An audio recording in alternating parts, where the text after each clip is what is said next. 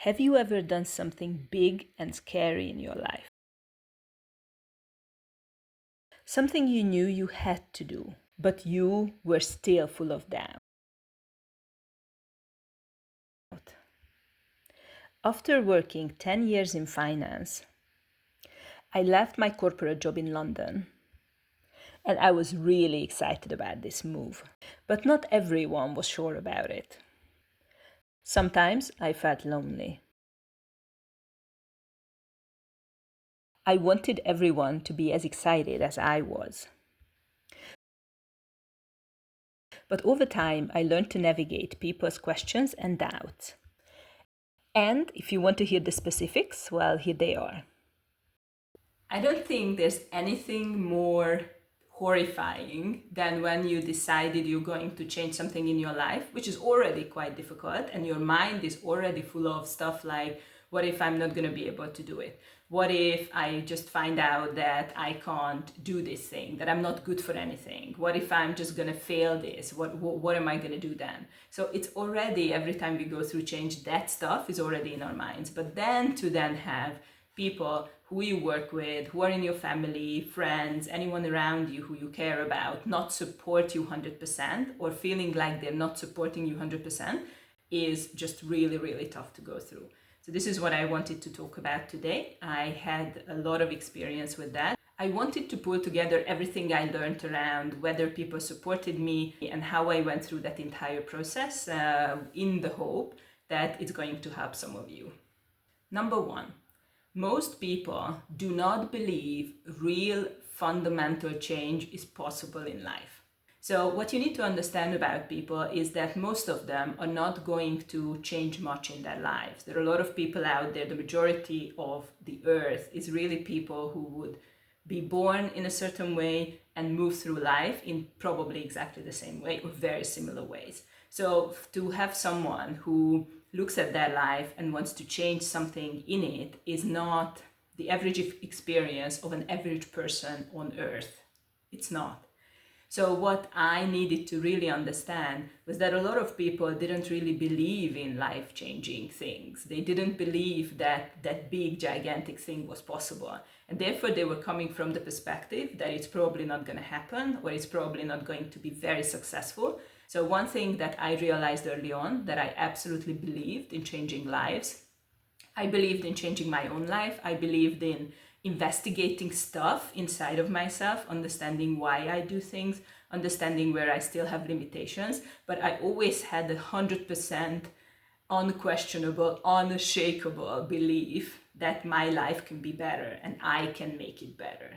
Number two, some of the changes that you're thinking about making in your life, people around you have not seen yet. I definitely experienced that when I first came up with the idea that I wanted to leave my corporate job. And that was not something at the time around 2008. I started thinking about that 2009 and 10. I became really serious about that, and 2011 it actually happened. But at the time, there weren't a lot of people around me, co-workers, friends, family, who would have seen that done or who would have seen that done successfully. So everyone was looking at me a little bit like, yeah, but, and then they just started to send this avalanche of questions at me, which of course I didn't have the answer for yet. Just know that not a lot of people have seen that done necessarily. It's not something that they have a personal experience with, like, yeah, I knew someone, or yeah, I did that. So of course, I know it's possible, I did that. They might not have it, and therefore they might have a little bit of a difficult time imagining what that would look like for you, how that would manifest, what you would do, what you would say, how the different pieces might come together for you. Number three, I found on my journey as I was going through huge amounts of changes and totally changed my life since 2011, is that when people question you and when it feels like they're not supporting you fully, very many times, not always necessarily, but many times, they're actually coming from a place of love and concern. They love you and they want to protect you. because they don't know for sure whether what you're about to do is going to be successful. They really try and protect you by throwing all these questions at you and say, and how are you going to make money? And is that even possible? And did you think about that? And how are you going to do that? And what if it doesn't work out? And they're really coming from all these questions. They do not realize they're not actually helping you, but they are actually worried that because they love you and they care about you, you're going to have to go through some really horrible experiences. Or you might have to realize that your dream is not possible, and they want to protect you from that. I think it's helpful to understand that their perspective is not always that they want to hurt you, that they want to question you, that they want to bring this energy of doubt and concern into your exciting journey of changing your life. But they are genuinely concerned, and that is because they love you. Number 4 is that people can only see things from their perspective. That's also true for you, and it's true for me. That my value system and what's important for me in life, what drives my decisions, my previous experiences in life, what I want to get out of life, so my goals, also my limitations, my fears, all of that makes up me as a person. And I can only see things through those lenses. So if I have a huge fear about money, I'm going to see your desire to change your life and maybe leave your well-paying corporate job through the lens of fear about money. And therefore, I'm not going to be able to support you fully because internally, I'm extremely anxious about money anyway. And so I'm going to, not necessarily knowingly, not necessarily purposefully, but I'm going to transfer some of that worry about money onto you and onto your endeavors. So what I learned here was that when I heard these questions and concerns and stories from people, to really take it not as like, I don't care, just stop talking, but more like that is your truth. There are very different pieces and number of truths in life. So that might be true for that person, but it doesn't necessarily mean it's true for me, because my previous experiences and my fears and my worries and my goals and my desires in life and my value system is completely different. So something that looks like lunacy for another person can really look like the thing for me, something I really want to do in my life and something that I should. Number 5, this was a really, really big one for me, to realize that people, when they come at you with questions and concerns and worries, they genuinely do not think they are harming you and hurting you in the process.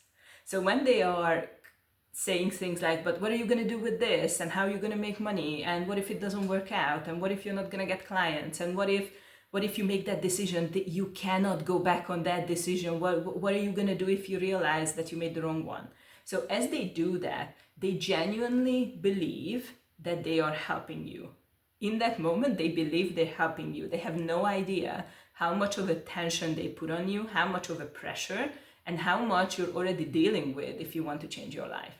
Change is something we talk about a lot, and now it's very fashionable to change. It's like, I'm going to change my life and I'm going to go from zero to hero and all that.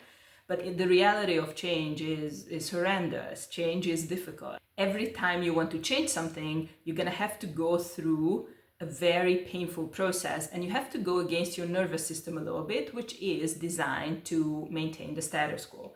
So the number of difficulties you're going to deal with is like up here. And now people are adding to your concerns. They're adding to your worries. They do not realize they're not helping you in that process. They are just making it harder for you to achieve it, because psychologically there's going to be more pressure the more they doubt you and the more they question you. Internally, you are already questioning yourself. Every time you're thinking about a big change, you may or may not realize at the time, but deep down, you are going to have those questions. You are going to have those worries and doubts, like how am I going to make money? And what if I leave this relationship and then I realize it was a mistake? That would be horrible.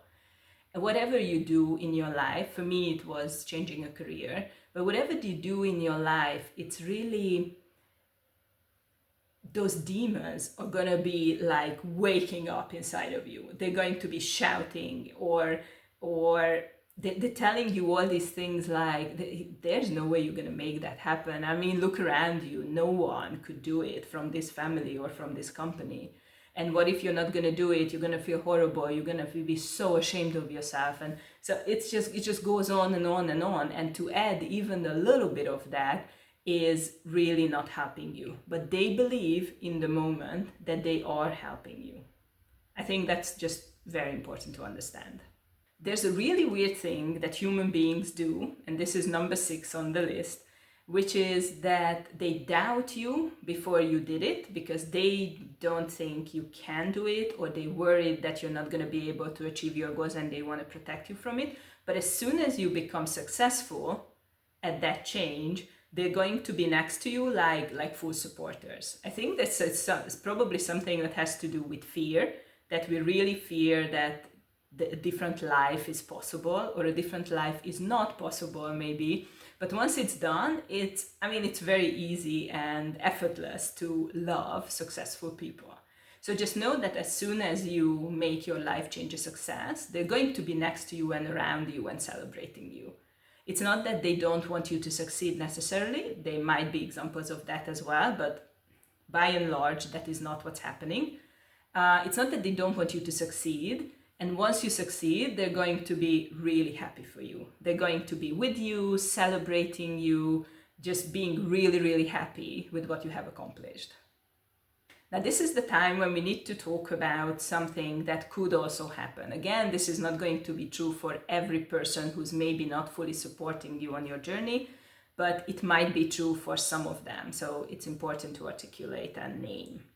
There are a lot of people out there who wanted to achieve something in their own lives, but they gave up on that, or for whatever reason, it was not possible for them. And so for them to see you live the dream that they never got to achieve can be really, really difficult to take. So if you are really brave and you walk out of a job, a lot of people might look at you like, I always wanted to do it and I always thought it was impossible. So how dare you? Now you're actually showing to me that it could have worked. And that's a lot to take psychologically and emotionally. And some people may not have the emotional resilience to take that, to be really happy for your success, because in your success, they see their own failure, why they never made that step, why they were never brave enough to give it a try. So again, it's not going to be the case for every person who's maybe not supporting you super enthusiastically, but it could be the reason why some people may seem a little bit detached and maybe not so supportive. Number 8 was huge for me when I realized that was really when things started to shift and change for me.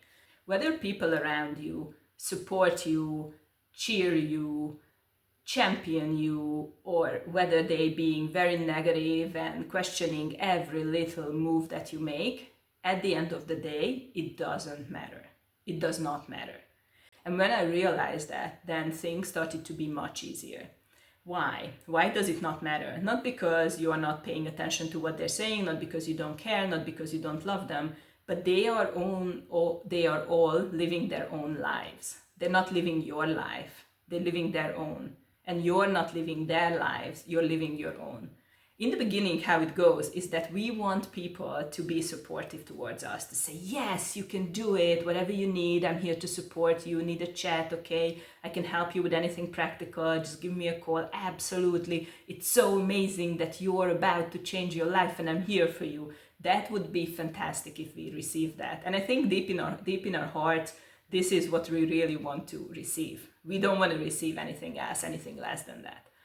But the reality is that that very rarely happens. And when that doesn't happen, we can feel a little bit like, because I can't do it, I'm not supported, no one supports me, no one cares about this, no one understands why I'm doing it. It can feel very lonely and like you are against the entire world, but that's not the case. And understanding that it doesn't matter what they think about your life because you are only accountable to yourself. There is a very important piece here that I, like two dots I never connected up until the moment I did connect them, which was that I always thought that I needed other people other people's support in order to do something. So that's how it existed in my mind. But if you don't support me, I can't do it. Or if everyone is questioning me, then there's no way I'm going to be able to do it. And maybe they're right. And maybe I shouldn't even start in the first place.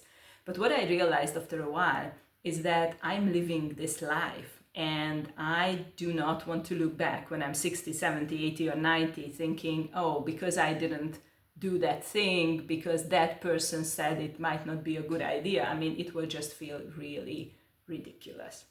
So I think there is a point for all of us to realize that support is nice. Absolutely, it's fantastic. It feels really good and comfortable. But whether you have support or not, it doesn't really make a difference. You have to go after the life that you want. You have to. What other choice do you have? To live a life of regret? To live a life where you are putting other people in front of yourself? When other people's opinion about a thing, by the way, that hasn't even happened yet, is more important than you trying and potentially showing to not just them and to yourself, but showing the entire world that it's possible. These are some things to think about. Number 9. Now we're starting to be a little bit spiritual, but I mean, I love that. I think life is inherently spiritual. So to put other people's approval in such an important place in your life really just means that you are not yet aware of the fact that you're running out of time. And everyone who's been born in this life is running out of time.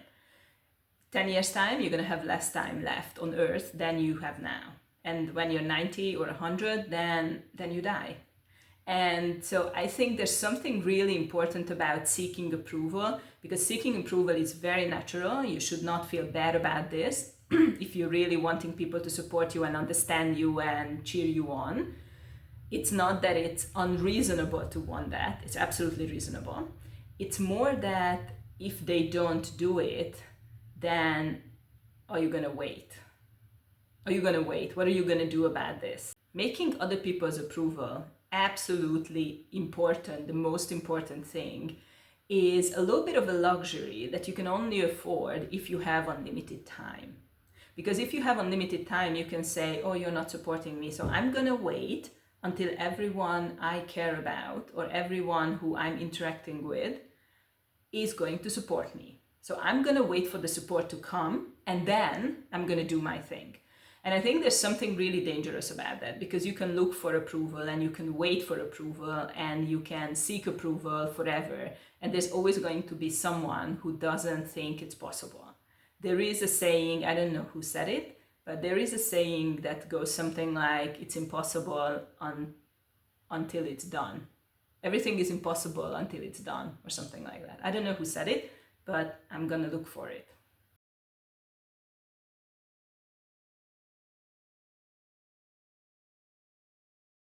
Searching the approval of others puts you on this continuous waiting carousel, right? When you're just going around and around and you're waiting and waiting and waiting for the approval to come, and waiting for people around you to become different people so that they can finally support you. It's crazy. Don't do it. That's what I realized on my journey. It doesn't matter whether they support me or not, because what I'm doing with my life is important to me.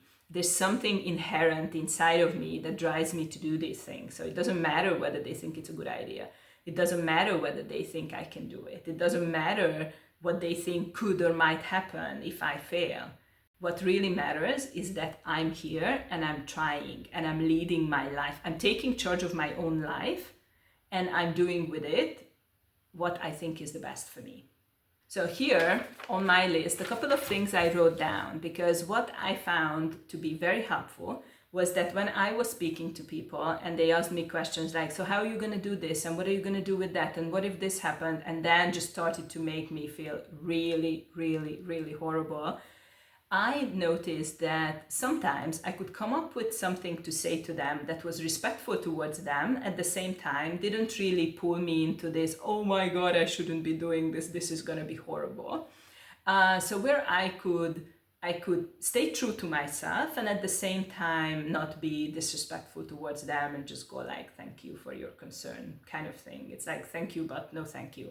So I wrote down a couple of sentences I actually used that felt really good to say and allowed me to stay connected to both parts. One of the things I once said was, I think I can. When I will get there exactly, I do not know. I found that sentence when I came out of my mouth, it just felt really good. It's like, I think I can do this. That's why I'm doing it, because deep down I think I could. But exactly how it's gonna go and exactly how quickly I'm going to get there, how quickly I'm gonna reach my goal, I don't know.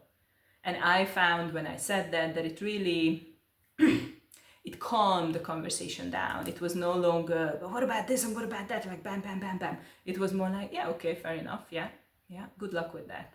So I think you can say some of these sentences. You don't have to like learn them and say the exact same sentences that I started to use, but I think they might give you a little bit of an idea of what you can say if someone is questioning you directly. Another sentence that I said once, it's here on my list, I have to try at least. I have to try at least.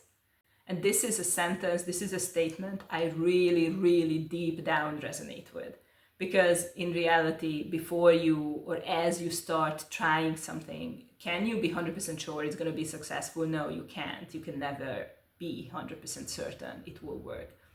But sometimes something is so important to you that you want to try anyway. And the third sentence I wrote down that I actually said to people who doubted me and questioned me at certain times is this. You may be right, only time will tell. I really like that. That's very, like, very non-attached. You may be right, maybe it's a horrible idea, maybe I'm not gonna be able to do it, but let's just wait and see, and time will tell whether you're right or not.